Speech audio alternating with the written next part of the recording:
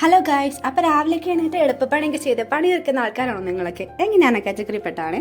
രാവിലെ എങ്ങനെ എഴുന്നേക്കാൻ വൈകിക്കഴിഞ്ഞാൽ പിന്നെ പണികളൊക്കെ ചടപടിയെന്നായിരിക്കും. അപ്പോൾ രാവിലെ എഴുന്നേറ്റ് കുറച്ച് വഴുതനങ്ങ മെറുക്കിയിട്ട് ഉണ്ടാക്കിയാലോ. അപ്പോൾ വഴുതനങ്ങയിലേക്ക് കുറച്ച് സവാളയും പച്ചമുളകും വെളുത്തുള്ളി ഇട്ട് പൊടികളായ മഞ്ഞൾപ്പൊടി, മുളക് പൊടി, മസാലപ്പൊടി, കുരുമുളക് പൊടി ഇട്ട് നന്നായിട്ട് കൈ വെച്ചൊന്ന് മിക്സ് ചെയ്യാം. ഇനി നമുക്ക് അടുത്ത പാൻ വെച്ച ശേഷം കുറച്ച് എണ്ണ ഒഴിച്ച് കടുക് പൊട്ടിയ ശേഷം നമ്മുടെ ഈ മിക്സൊക്കെ ഇരുന്നിട്ട് നന്നായിട്ടൊന്ന് ഇളക്കി യോജിപ്പിക്കുക. എന്നിട്ട് അടച്ചു വയ്ക്കുക. അപ്പോഴത്തേനും സെറ്റാവും.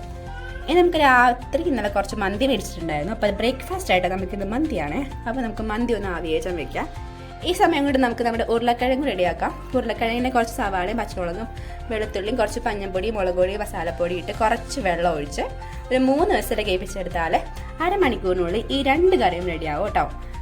അപ്പോൾ നമുക്കിനി വഴുതനയൊക്കെ നന്നായിട്ട് വെന്ത് വന്നിട്ടുണ്ട് കേട്ടോ. ഇനി നമുക്കിന്ന് ചോറ് വാർക്കാനായിട്ട് വെക്കണം. ചോറ് നന്നായിട്ട് വെന്തിട്ടുണ്ട്. അപ്പോൾ ചോറും കൂടി വാർക്കാനായിട്ട് വെക്കാം. അപ്പോൾ ബാച്ചിലേഴ്സാണ് നിങ്ങളൊക്കെ ഉണ്ടെങ്കിൽ ഈ നമുക്കൊരു അരമണിക്കൂർ അല്ലെങ്കിൽ 1 മണിക്കൂറോടെ നമ്മുടെ അടുക്കളപ്പണിയൊക്കെ ഒന്ന് സെറ്റ് ചെയ്തെടുക്കാൻ പറ്റും. ഈ ഒരു മെത്തേഡൊക്കെയാണ് നമ്മൾ യൂസ് ചെയ്യുന്നതെങ്കിൽ. അപ്പോൾ ഈ ഒരു സമയത്ത് നമ്മുടെ മോൾ എഴുന്നേറ്റ് വന്നിട്ടുണ്ട്.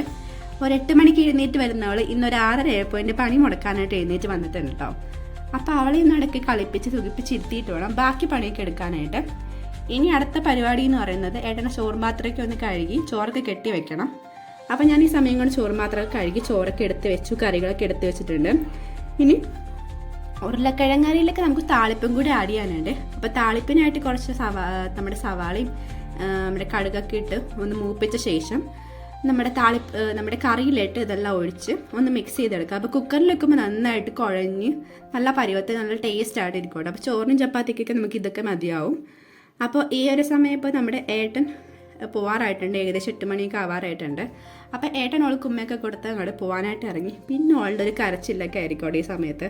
ഇപ്പോൾ കുറച്ച് അറിവ് വെച്ചുകൊണ്ട് കുറച്ച് മടിയാണ് ഏട്ടന് പണിക്ക് വിടാനായിട്ട്. അപ്പോൾ അതിൻ്റെ സങ്കടം മുഖമാണ് ഇപ്പോൾ കാണുന്നത്. അപ്പോൾ ഇത്രയേ ഉള്ളൂ ഇന്നത്തെ വീഡിയോ. അപ്പോൾ എല്ലാവർക്കും ബൈ.